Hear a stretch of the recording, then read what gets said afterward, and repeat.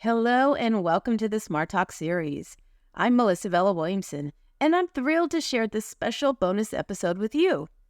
This episode is a crossover share from an interview I did with CPA and CFO Shannon Weinstein.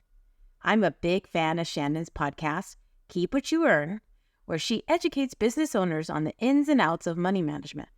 But her show is so much more than that. It's about financial literacy. It offers business advice, and sometimes she just shares plain old life skills. I reached out to Shannon to offer her PR tips for her guests, and she took me up on that adventure. We were quite the electric pair together. So I hope you enjoy this shared episode on public relations, money, and ways not to lose your money or your reputation as you go through professional and personal life.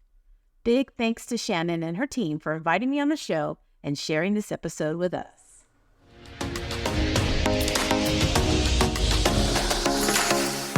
Welcome to Keep What You Earn, your judgment and jargon-free zone for entrepreneurs of all levels. Get ready to learn how to scale your business, save money in taxes, and create a business that grows your wealth. If it feels like the financial side of business is like eating your vegetables, well then think of this podcast as the ranch dressing to make the process a little more enjoyable. My name is Shannon Weinstein. I'm a CPA and business owner on a mission to simplify money and empower others through knowledge. I hope this episode inspires you to take action, but remember that the information we share is for educational purposes only and is not individual tax advice. Now that we got that out of the way, let's start the show.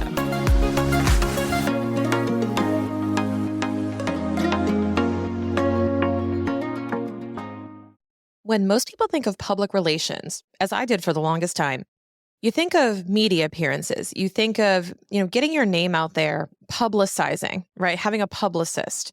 And it's about a lot more than that. And today's episode, we're going to be dedicating to talking about public relations at its core, what it actually is, which is managing reputation, managing your brand, and actually controlling the content you're putting out there so you understand what people perceive of you. And this is a really interesting conversation with Melissa Vela-Williamson. Now, Melissa is an accredited, internationally recognized public relations expert, national industry columnist, podcast host, and author. With 2 decades of multicultural and integrated communications experience, she serves as a consultant, trainer, and account director at her boutique firm, MVW Communications. She has directed communication efforts for more than 90 organizations, and with unique experience in internal communications and DE&I, which is diversity, equity, and inclusion, Melissa leverages her PR expertise and acumen as a certified diversity professional to create social good. Her book, entitled Smart Talk, Public Relations Essentials All Pros Should Know, was published October 2022 and quickly became an Amazon bestseller. I'm really excited to welcome Melissa onto the show today. We have a really good conversation around public relations, conscious communication, and how to make the most out of your PR platform. Without further ado, let's hear from Melissa. Hey, Melissa, welcome to the show. Hi, Shannon. I'm such a big fan. I'm thrilled to be here. Thank you. I love that you are. I love that you're a listener of the show as well. Could you just introduce yourself to everybody listening with us? Yeah, absolutely. Hi, everyone. Melissa Vela-Williamson here. I'm a public relations strategist, business owner, podcast host, author, and national columnist about PR. I love the industry. And I should say my business is called MVW Communications. My team would really get mad at me for that. But as you can tell, I'm about people first and their relationships and conversation. But I've been doing public relations for 20 years now. And over the last 2 decades, I really learned everything on the ground or the hard way. I wasn't a traditional PR major. And so all of that's kind of led me to this point in life where I'm very passionate about sharing what's behind the curtain, how the industry works. And that led me to write the book during the pandemic, which was, now I look at it, I'm like, how in the heck did I do that, Shannon? But I think leaving behind the legacies and how-tos is a big part of our calling. And that's why I do love your shows, that you're very candid about that. But in my work at the firm, we do consulting. I coach other pros. I do workshops and trainings.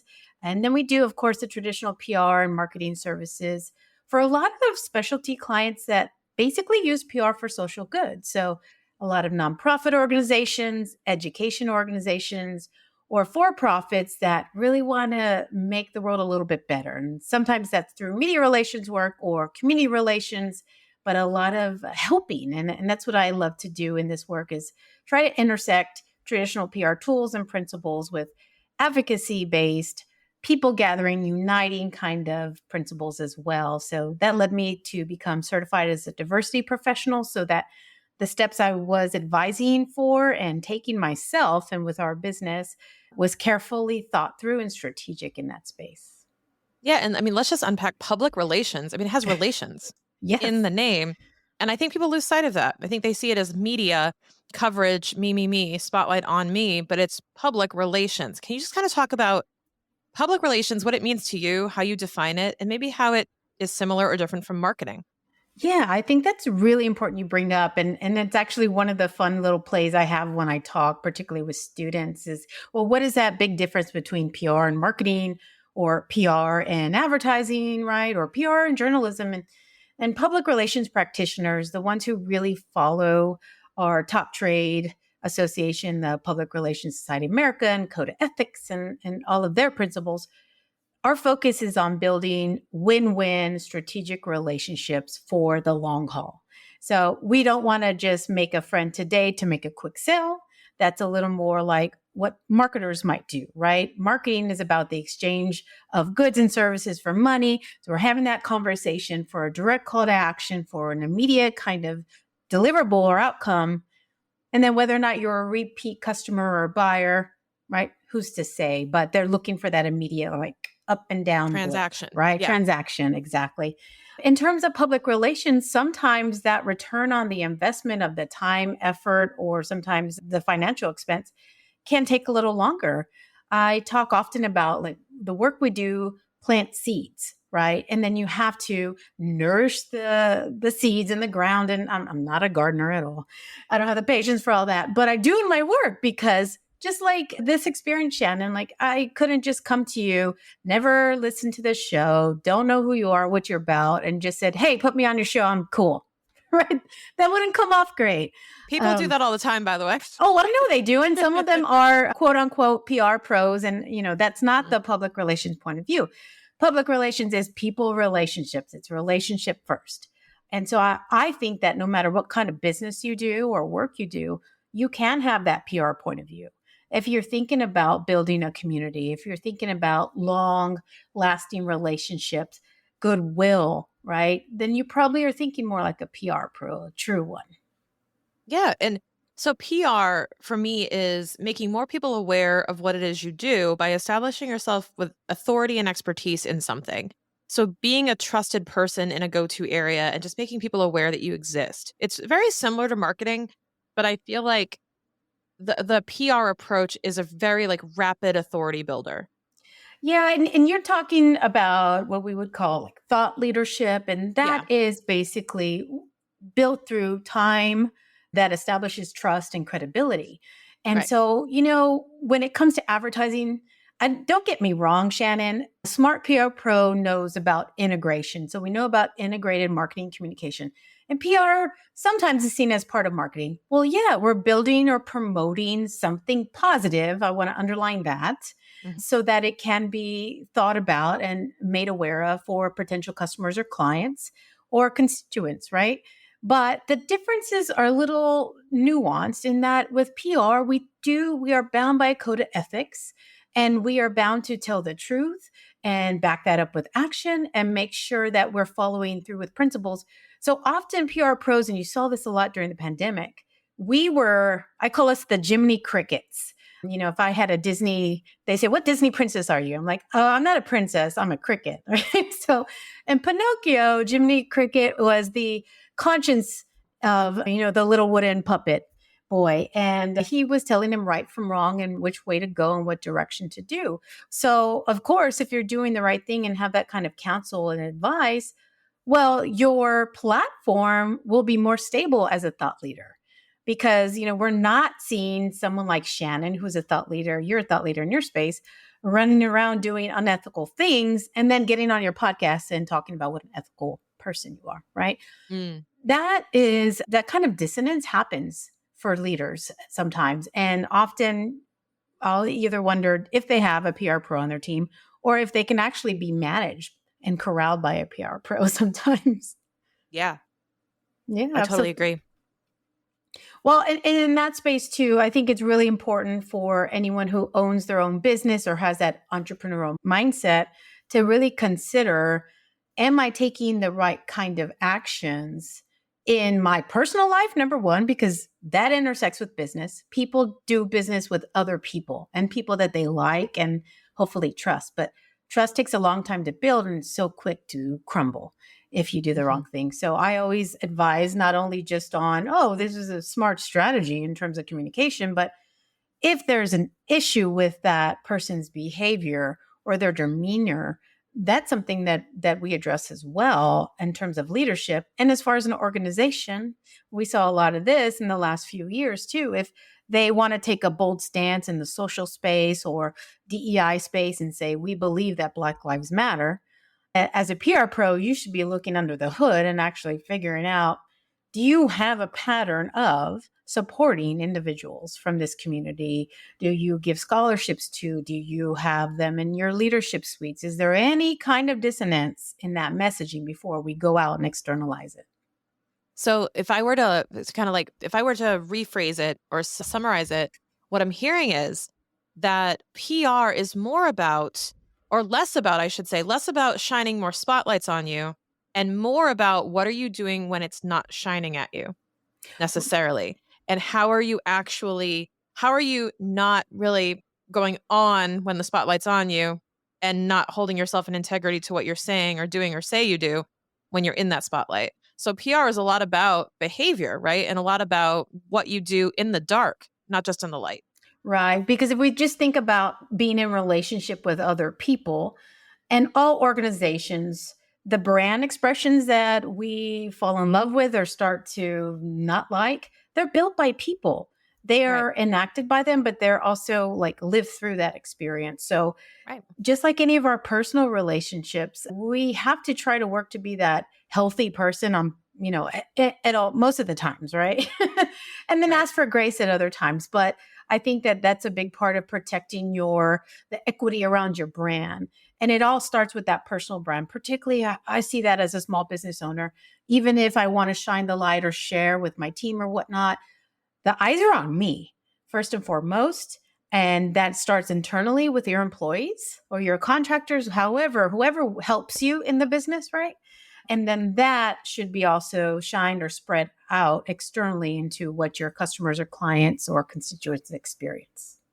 Yeah, I think there has to be an awareness too of what you say and do and how it impacts all the stakeholders, not just the customers, not just the public, not just the impression or the perception of you, but also how your employees, your team perceive you, and then what that does to the company's reputation. So there's a lot of reputation management, but also, like you said, it starts with relationships first. And it starts with how do you establish relationships? How are you in these relationships? Are you adding value, right? And then ultimately, the brand that you build up from those behaviors is going to drive a lot of the PR type stuff. And Melissa, what are some of the strategies you've seen that help people build a really good, strong PR presence? Yeah. Well, if we want to take it from the organizational level, I would say fundamentally is always starting with a strategic plan. Mm. Now, there's two types of strategic plans we often hear about in the workplace, right? One is organizational, like the logistics or infrastructure of what you do and how you're going to do it and when you're going to do it by, right? And more often than not, I'll ask about that before we put together a strategic communications or PR plan. And I often call my plans strategic communication plans because, Shannon, we can't do any one of the communication types, or we shouldn't, in a silo by itself, right? You Right. can't build a whole brand and keep it elevated just by social media strategy, whether that's paid or unpaid social media. Like you have to even unpack that, right? You can't just keep a brand alive just by having a website out there. Well, nobody knows about it or is being driven to it. That's not going to happen. And then media relations, we earn a lot of coverage, but then there's other coverage types that you can actually sponsor or pay for. But that still will need a PR point of view on that. Is that a worthy, newsworthy, and human interest story worthy story to tell? Is the content written well? Is it, in alignment with your brand pillars? So there's multiple parts of the communication wheel that need to activate for you to roll forward. So you should start with a proactive plan, not just do a whole bunch of things and make a lot of noise. Like, I hate the term buzz. I don't know if there's terms in your work Yeah. that you hate, but like, who wants to make noise? Like, I don't want to make noise. Like, if you were going to actually put on something people want to hear, like a beautiful song, there's different types of instruments that you'd put together. You'd have someone directing that, right? Orchestra, for Yeah. example. You don't hum noise in the kitchen, you hum songs. Some So they people stick do. with you. That's right. But building a relationship means that you are just being thoughtful or strategic. There's a Right. sound approach based on research. And so I'm an accredited PR pro, much like a CPA and APR would do planning a certain way. And so that framework is research first, right? We're not just going to, I think this is going to go well. We actually go find out what are people needing? How do we meet them where they are with this particular communication goal that we have, or this new product, this new service, this milestone campaign, an anniversary, whatever it is you want to talk about. We're looking at, what are some smart things that have been done about this before, some best practices we can kind of tie in. What are advantages do you have right now as the particular client? And then we actually will even go a step further to learn more about the customers and where they like to communicate, how they like to communicate, what they love about your organization, or, missed opportunities, right? So there's a research component.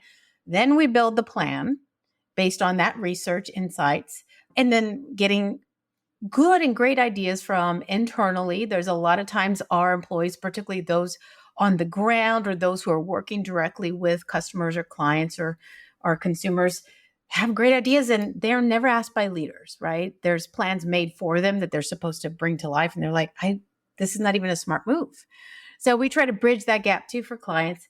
Then we implement the plan. And that's where a lot of rubber meets the road, because sometimes people like, oh, I put this plan on paper, they throw it on the shelf, never bring it to life. So much like a weight loss plan or a budgeting plan, you actually have to do it and walk through that hard experience. And as we're actually activating, we figure out what's working, what's not. Hey, let's go from good to great over here. This tactic is really taking off, and let's evolve it or iterate a bit. And so we're actually evaluating, which is the last step, our PIE. The last step is evaluate, and we're actually doing that in real time. But then we actually debrief and say, okay, for next campaign, whether it's this client or a different one or your next anniversary, what are the good notes and the best practices to take on and make sure that we take with us. And the lessons learned, right? We all make Right. mistakes. People change. Our work constantly change. Terms that we should and could and would use change. And so we have to monitor that. And I think that's what having that PR mindset makes us a little more sensitive to, is because if you really are trying to care about people, you're watching for all of that constantly. Yeah. And there might be, how do I put this, like an interpretation that, well, I don't care that much about what people think, right? We like to have that attitude of, I don't care what people think. But I feel like when you're in, I know when you're in business, there is a certain responsibility you have to be conscious of what people think, I think. And you have to be aware of it. And you don't have to really care as a person, but you should understand the impact, right? I feel like there's kind of an in-between here of, it's fine, I am me, it's part of my brand, I don't care what people think. Where do you kind of toe the line on that? And what do you advise clients on that maybe have that type of approach? Man, I think you should care, right? If you're in business, you're in business to make some kind of money, whether that's to recoup your salary or whatever other goals you may have. Mm. So you need to care what your core and targeted customers think, how they act, behave, what drives them. I talk a little more progressively in this space, because I intersect PR with diversity, equity, and inclusion type principles. Because what I see, especially if all that sounds like a lot to someone, focusing in on inclusion, right? Just trying to respect and involve more people, doing the research about what they like and care about. If we understand what people value, what their culture is and their preferences are, like, we can meet them a lot easier. And so why not build that product or program or service with the actual feedback and needs and wants of people? So they're bought in, they feel engaged, and then they're an amazing referral source. Because most businesses, particularly in professional services like yours and mine, they're referral based. And people are referring others to us because they had a great experience, or they are really appreciating the content we create. Maybe they don't know us just yet, but they see some kind of consistency in what we deliver and how giving we are with our information and advice there. But then also, like, people want to do business with people they like. And so being likable is a big part of the PR work, I would say. And so not caring, and this is who I am, that's fine. Double down on that. And maybe you have that really niche audience, but they may not be with you for the long term. Sometimes people circle around and people go viral, posts go viral, people go viral because people don't like them, right? So they're having a great time making fun of you. That doesn't mean they're going to actually pay you anything or be with you when something happens to your brand, right? It's only a matter of time. It's not if a crisis will happen or if an issue will happen with a business. It's just when. And so being strategic and planful and having that in mind, first in our actions, but then actually building, hey, can I just do a little mini crisis plan on if my widget breaks, how would I take care of a customer? How would I communicate that? If there was an accident, if I made a wrong move, publicly, right? So there's a lot of, we all will. Nobody's perfect. We're all going to make a wrong move, take a wrong turn, but we just got to know how to recalibrate. That's right. And how to get back on track. And here's my question, Melissa. Is it ever too early to have a PR strategy? Because a lot of people might be saying, this all sounds great, but like, I don't have an audience. I feel like nobody's even listening. I feel like it's crickets anytime I post anything. Do I really, like, by just having a business, does that trigger me to need to be thinking about this stuff, right? And what goes into that? Because I think what people will assume possibly from this conversation is that we're talking about social media or we're talking about the media, television, podcasts, etc. What if someone feels like their voice isn't heard by many and they're thinking, well, it might be too early for me? What's your advice to them? Yeah, most of the work that we do is built around our influence. Right. And so when nowadays you're hearing like, oh, social media influencer, right? And we're thinking a lifestyle brand or we're thinking someone in that nature. Our world is built on storytelling, and those stories help build our brand through influence on, what was that experience like for someone who listened to that story? So we all have that opportunity to literally take the stage at any time. I want to caution everyone at any size and any age, number one, to consider social media basically a broadcast channel.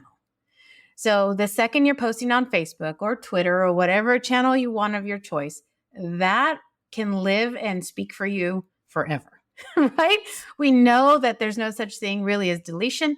Even if you have a bad moment, like I give tips, I have a book about PR, Shannon, for all types of pros, all types of people. And part of it is just managing social media because most of us have it personally. And what we post, what we like, what we comment on, what we share is all being monitored and is pretty much all now visible. So I've seen, and in your show is keep what you earn, right? One of our mantras is like, don't lose your money, because I've seen like in a hot moment, someone's very angry, or we have all, I think as people, had a very raw experience the last few years, just, emotionally low moment where you survival mode, just a whole different mindset. Yeah. So you're posting something nasty or you're liking a post that you're like, you represent a church and you just like that piece of porn. I've literally seen something like this, right? Where someone liked something on Twitter and it came up in my feed, Shannon liked this piece of pornography. And it's so funny because, by the way, like, do you know how freaking easy it is to accidentally grab your phone and your thumb hits a point and like you like something or you tapped it an extra time and you liked it? And it's so funny how much meaning we give to like my accidental giant thumbs that move the screen a certain way. It's just crazy to me. But yeah. Or someone's late night let's just say it, right? You had a little too many cocktails and then you're like, oh, that's cool. And then, oh my gosh, then you're in trouble. Laughed, and it's like, oh. Right. Yeah. And they're like, I didn't know she was into that. I didn't know he was into that. And you can add that subject matter, whatever you want it to be. Right. But the higher up you are, right, the more elevated and responsible you have to be. And I will say when you're starting the beginning, even with students, like I have young kids, I'll tell my daughter who I just barely put a phone in her hands and I'm very careful of monitoring that is everything you post online, everything you text to a friend, look at this dumb video of me. What if you want this high caliber job and later on they're jealous of you and don't like you and they post it online and that becomes the meme of the day? We have to be thoughtful at any age that we all have. What's great about social media is that because it is a broadcast tool, you and I, for example, right now are literally making our own show, right? Our own radio, TV, web show. Right. And we've got that power to kind of equalize the system in some ways. But everyone does. And sometimes they don't even realize the power behind the little photo, video, and text on the phones at minimum. So we see that. I see journalists reporting on things online all the time on text exchanges between, someone alleged criminal and da da da.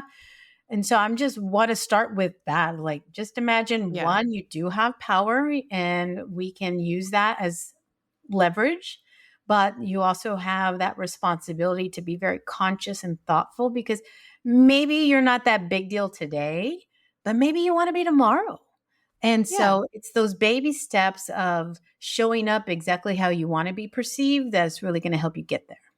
Exactly. I was just going to say that too. Instead of viewing this, guys, with fear of being judged for what you're doing, look at it as an opportunity to show up and showcase a certain side of you that you want to present, right? To metaphorically dress up a little bit and not really and be responsible, right? But that doesn't mean to have fear. That doesn't mean to be afraid of everything you're going to say. I think there's an extreme polarization to that, right? You Mhm. want to be in that nice middle where you're consciously doing what you do on social media. I was part of, just for some background too, and you guys will hear this whole story from me at some point, but I was deposed in Washington, D.C. over something that happened to my accounting firm. And I ended up getting my emails taken, my whole computer taken, all of my messages read, all of my emails gone through a scanner. I was terrified. I was 23. Do you know how Oh, many memes we sent each other? I was 20 freaking 3. I was like second year in and I was like, I'm fired. It's over. Like, yeah.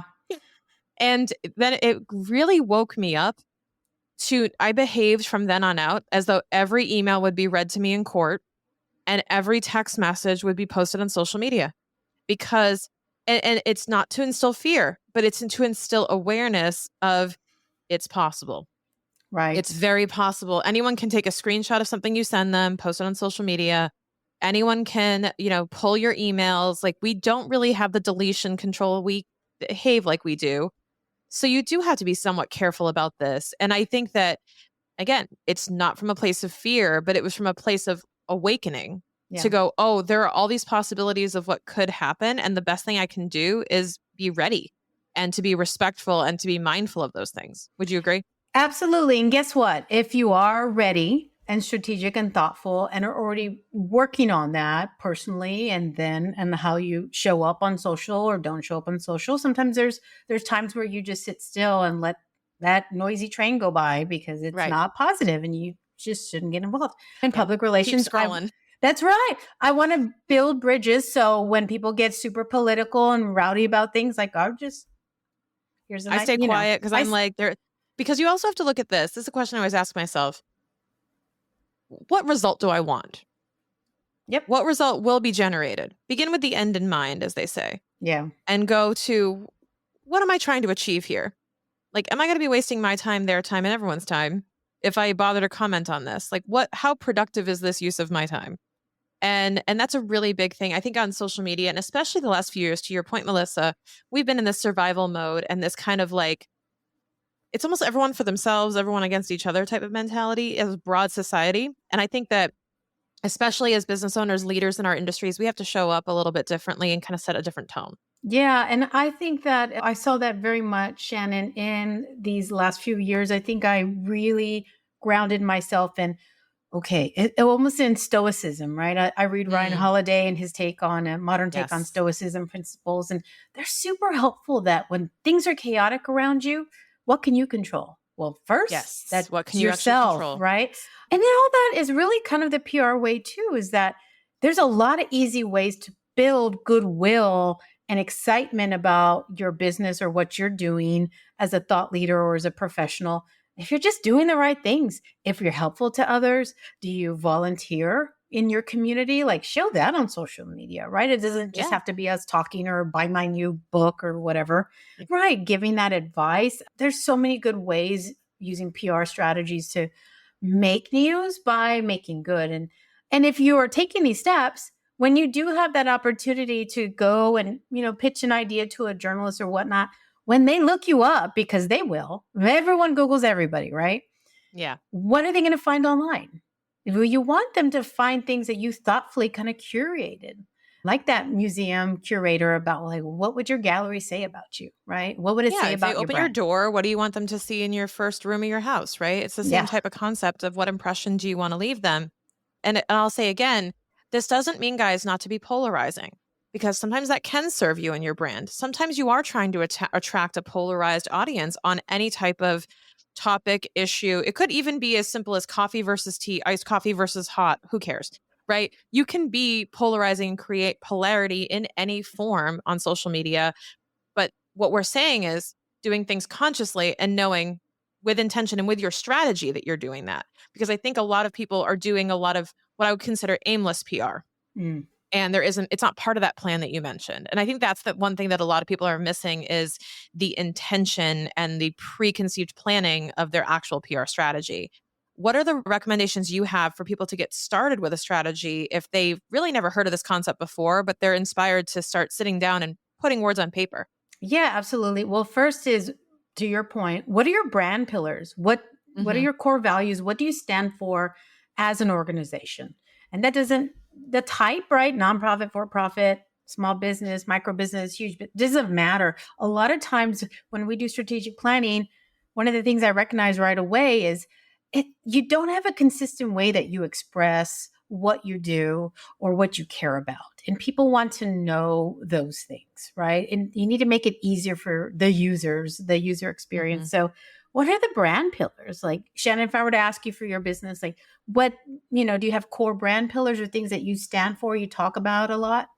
Oh, yeah. The entire Keep What You Earn framework is a whole built out structure of topics that we go through all the way from starting a new business to scaling a business to seven figures and beyond. Right.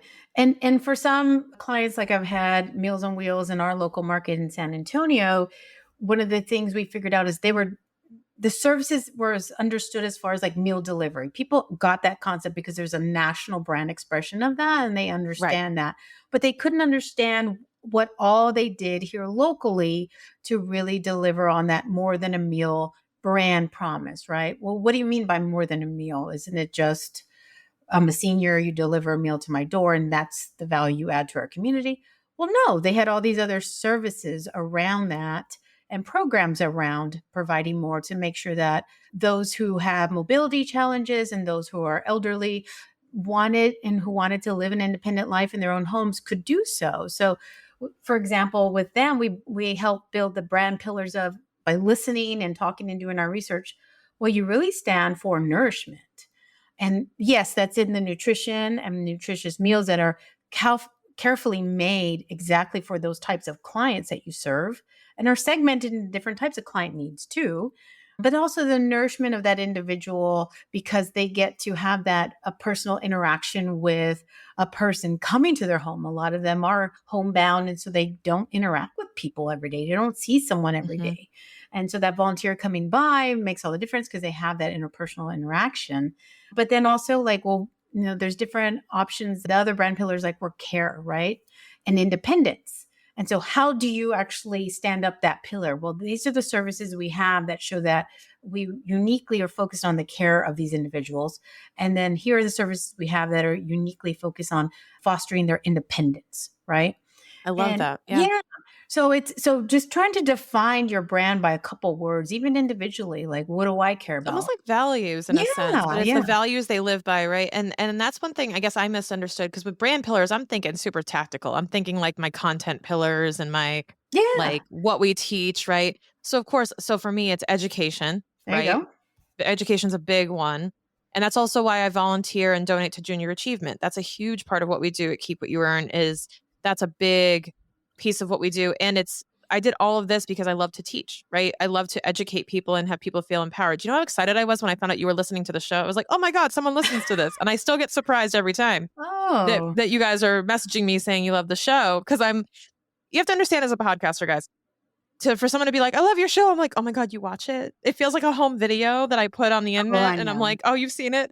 Well, Don't judge me. let Yeah. me build off that because, well, one, I have my own podcast, so I feel you. It Yes. does feel like very echo chamber. Like, am I alone here? And it is surprising to me because the metrics aren't okay. So here's the marketing part of There's all no this work, right? visibility. The metrics are really tough. And I will say, particularly if you're doing good work, sometimes that is not sensational. That is not a little like your niche, right? It's a little more business to business type. We're talking business on this. But we're not talking about serial murders and crimes on our podcast. So it doesn't have that mainstream, like, deviant criteria that Yeah, really I feel like a documentary it versus turns like people Family on. Guy. I'm like, of course they're like Game of Thrones. I'm like, I'm not Game of Thrones. I'm like a Netflix documentary, and I'm always a little surprised that people will watch me. Yeah, well, but so you have a niche audience that is going to be hyper focused and more deeply connected to what you're delivering. So, Right. but believe me coaching you, I have to self-coach a lot. And the same thing, because sometimes I'm like, dang it, if I just talked about Britney Spears, the numbers of downloads I would have, like. Yeah, same thing with viral content, all that stuff, but you got to stick with what you're known for. You got to stick with the brand. Yeah. And like I said, education's huge for me, but it's also integrity. It's also teaching that you don't have to shortcut to get the result you want. It's kind of that philosophy of put the work in. If you do the right thing, you're going to win. Yeah. And that's the kind of mentality, is like the integrity of it. So even though like we do have core values, right? I talk about core values all the time because that's something that we look for in alignment with clients and in alignment with our audience and our team. But there's also, like you said, brand pillars of the why behind. It's almost like one layer deeper, the why behind the value. Yeah. Like, And why is that a value of yours? Because this is what we care so deeply about, that we are so passionate that we started a business because of it. right, Yeah. right. And I'm sure I was attracted to, I heard you on another podcast. I can't even remember. Financial literacy is a big interest to me because let's just be clear. It's scary to have your own business. It still scares me every day. I'm doing it anyway. And that's what I encourage people to do. But the education piece that you have of really sharing how this works, and the integrity comes off. Like, I just was reading a post of yours today and you were talking about, can you deduct your groceries? And I'm like, oh, can we? Right. And I love the little, like, if this and that down the little graphic grid. But it shows integrity that you're saying, hey, look, don't get yourself in hot water for things that don't really matter, right? To save a couple cents and then pay $100 later. Don't walk over, walk over dollars to pick up pennies? This is not the question you should be asking. That is exactly my point, where I'm like, if you have to ask this question, you're worried about the decimal point in the wrong place. Right. And that is strategic. So that resonated with me too. So I would even say, so sometimes when we're working with clients, I'm like, okay, so this is what you care about. I would consider using these terms a little more often in your content when you talk. And then for your content categories, or literally what do you write about, post about, want to be interviewed about, for example, making sure like, have I talked about education lately? Or has that shown through, right, in my work? Or have I really done any kind of creation around integrity or interviewed those kind of people, whatnot? Yeah. So bringing them to life through the work, you're already doing it, but sometimes making it a little more clear for people helps them distinguish. Being more direct instead of subtle. And I think that's a really good reminder, because I think that's something we do need to do more often, is not just educate, but then like, maybe it doesn't come through as directly. For example, Keep What You Earn is all about education, but have we actually said that? We deliver education, but do we ever talk about the why behind it, right? And that's an interesting point of view. And I think that that's something that a lot of people don't really, it's not that they struggle with it, but I think it's not instinctive to go there and to kind of peel back the curtain and talk about the why behind it. They just go do the thing because there is a strong why. And that's part of doing the thing. But then share the why, share the exactly like what you're doing, share, the principles that back it up, because then you're really going to find some deeper connections with people, because they're going to find commonality with exactly what you're sharing. And that's a really good point and a good reminder. Thanks. And I will say that we saw, we use that why is a big question in my work. And I love being my own business owner because I can really be that counselor. And it's funny, when you're a consultant, people listen better. When I was an employee, it was like, well, sometimes it comes off as like you're a troublemaker. Or I had one tough leader feel like I was a Debbie Downer. And I'm like, I have to ask what if and why, so that we can imagine a forecast what all could happen, both positive and, let's quite frankly be real, negative about this idea. Right. Right. And build that plan around it. But I think you have a little more leverage and objectivity when you are counseling someone from the outside. It's a little easier to see for sure. Yeah, I think it covers the blind spots too. And it's kind of like that thought process of like, I mean, if anyone can relate to me, it's like when your husband or your wife will say the same thing over and over again. And then as soon as your buddy says it, it's like, hey, you know who had a really good idea? And it's like, I've only been saying that for like the last 6 months. It's, they just need the outside person they also trust. And there's just something about the relationship of the voice that's saying it. And that's a really important thing to your point. Yeah. And sometimes it's really just about affirming this is Yeah. really working for your organization. This is really working for your brand. There are sometimes I'll meet with clients and, just when I see them in person or see them on Zoom, I'm like, oh, you have it. Like, I just know they have the star quality. They have the charisma. They're likable. Here's how I can help you get ready for a media interview, or you would be a star on stage. Let's prepare you for that opportunity. Why? Is it going to pay off immediately? Like, let's say doing a TED talk, right? Or a TEDx talk in your area. Well, no, it's actually a lot of work. I've prepared a client for that. It's a ton of work and it's super uncomfortable. But the authority that can bring you leads people to say, oh, yeah, I know that person. They'd be great. And they'll remember you to refer you. And so that's what you want, right? Yeah. Don't get me wrong. In our integrated plans, we advise against social media strategy because sometimes people just are inconsistent or they're making typos in their copy. And I'm like, why are they going to trust you to do their books or their numbers or, take them through healthcare experiences if you can't even spell right in your social media posts? Like, things like that matter. Like, so many little things add up to trust. But at the end of the day, it's thinking this holistic communication approach to what are all the ways that you can tell a consistent story that makes people care and drives their interest to continue following. They may not buy today, but they may refer you on. I mean, I've had stories just the other day where, a client was saying, hey, 10 years later, somebody had been following us. They weren't in the right organization to hire us for services. And now they finally got that big job or, the big income that they want to make that move. So, I think that it also adds it's almost insurance for your brand too, when something goes wrong, to think these ways. So I like to offer that up. And with PR, people think about media relations, and that's a specialty part of the business. It is, in my time, gotten harder over time as the newsrooms have gotten smaller and smaller. But there's certain criteria that makes a story or an opportunity newsworthy and not. And so knowing those criterions and following that is super helpful. So I include that information in my book and of course for free on my website so that people can understand, well, how can I get that shot at making some news coverage? And so I can speak on that in a whole other podcast episode for sure. Yeah, right. But could you just share with us the name of your book and your website just so that people can go find you? Yeah, absolutely. Thank you. So my website is mvw360.com. And that's because we like to think 360 degrees around communication challenges. And my book is called Smart Talk, Public Relations Essentials All Pros Should Know, because we believe all types of professionals should know these principles for their success. And that's available on Amazon, or you can get that off my website as well. Perfect. And one of the things I think that is super helpful too is having somebody, like you said, externally consulting, because you can think all you want about your intention of what you're putting out there, but how the message is received is everything. And how people perceive you is a big part of this. So I think it's about, like we were talking about how you can, leverage these strategies.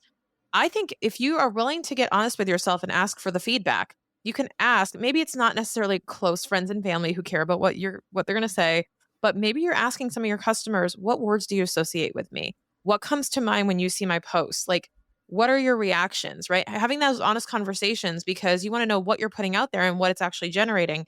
And sometimes the feedback is so subtle, it can be so misinterpreted of what's working and what isn't working is only in these metrics. Like you said, you say Britney Spears or talk about that, it's going to skyrocket, but that doesn't mean that's good for your business.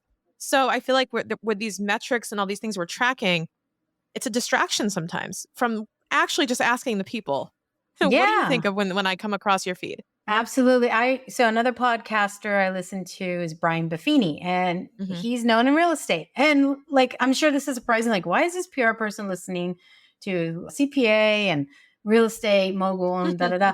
Well, because of the education that they offer about subjects that really matter. And a lot of it, now he's transitioned his podcast to, he calls it The Good Life.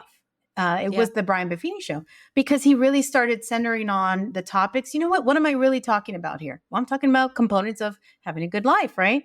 And he was, telling a story about when he started his real estate business. They started doing that crowdsourcing for information, which is that qualitative or quantitative research phase that we talked about, Hmm. and saying, how would you describe us to a friend, right? How would you talk about us? Right. And what he thought, what they were using as taglines and brand words was different. And he said what kept coming up was people said, "Oh, you're just a great negotiator. Like, we throw you in there to negotiate because that's the part like we hate to do and makes us uncomfortable." And so he took the actual terms and started using that on his website and the marketing materials. And of course, like PR materials and whatnot, like a master negotiator. And you're like, oh gosh, yes, I need a negotiator, right? So asking and listening for that feedback is super important. For me, I keep hearing one thing that surprised me is that when I do these different types of opportunities, they're like, oh, or I do trainings or workshops, and like, you have such energy. Like you have such a good energy. And I thought I would never have put that word down I for wouldn't come myself. up with, right. There's so many things people tell me too, the same thing where I'm like, really? And I'm like, wow, like it's a self-awareness exercise too Yeah. of, do you realize what you're putting out there or how you're perceived? And it's a really interesting exercise to go through. Yeah. So then you use that and work with that flow, right? And say, Yeah. okay, well, I need to update my speaker sheet or my website to say, energy, right? And put those different components. Like for me, Shannon, I feel like you are a very calming force and that you're steady. And when it comes to numbers and money and whatnot, like as hard as I try and as much as I really try to understand that world, particularly in PR and as a business owner, there are moments where it feels very unsettling to try to really grasp what I'm looking at. And so having That's an advisor interesting. like Yeah. you, so that steady and forthcoming is going to be really helpful. So I think that if we're listening and asking and just keep evolving your messaging a little bit, keep it to that core value set and that main offering. But what is your special, like they say, right? There's special sauce or you're the ranch dressing, right? To the Yeah. vegetables. Is that see, I'm not lying. Yes, you do. I This is never authentic, lie. guys. She does listen. I tell people I'm a PR person. Like in my point of view, like you're not going to catch me in one because I'm either going to know what I'm talking about or I'm going to tell you I don't. So Mhm. take that tip too. There you go. So, Melissa, just remind everyone again, name of the book and your website so people can find out more about you if they want to explore their own PR plan with you. Yeah, absolutely. So the name of the book is Smart Talk: Public Relations Essentials All Pros Should Know. I really encourage you all to grab a copy off Amazon or go to my website and learn more there. And then go to that website, mbw360.com. I've got links to the book, links to my podcast, free advice and blogs. There's one blog called The 9 Criteria of Newsworthiness. So if you're like, no, really, Melissa, like how do I get on, my in the newspaper or on TV? You'll learn about what journalists are looking for there because I know that's often on minds. Perfect. Thank you so much for hopping on the show today. So much to learn, so much to talk about. Thanks, Shannon. It was really a pleasure and such an honor for me.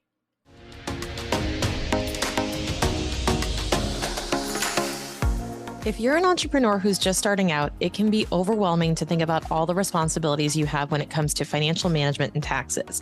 Even if you've been binging this podcast, implementing all of it can be really stressful if you don't have a clear list of action steps and know exactly what you should be doing right now.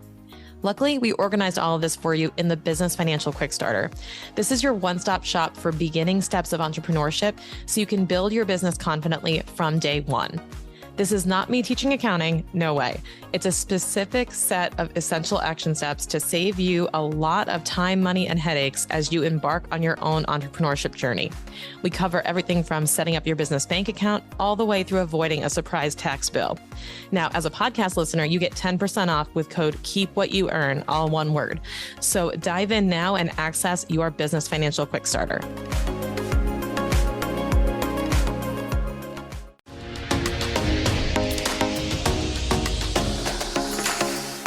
Thank you so much for listening. If you enjoyed this episode, please leave a rating and review on your podcast platform. This small action goes a long way for podcasters to get our message heard by more business owners just like you.